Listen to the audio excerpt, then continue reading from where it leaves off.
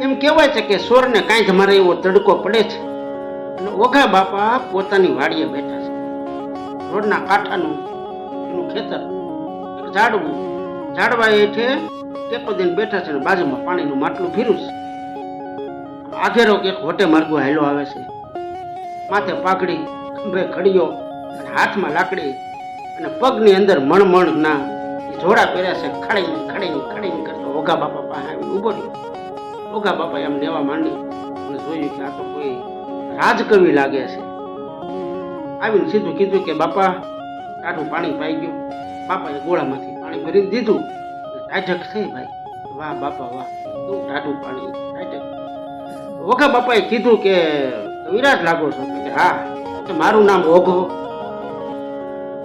કવિતા આપણે છંદ કરી નાખો મારી. અને કવિરાજે કહેવાય કે દુહો ગાયો કે ઓઘા તું ઓઘો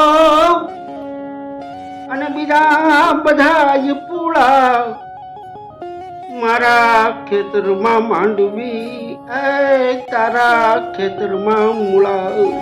ભલે ઓઘો ભલે.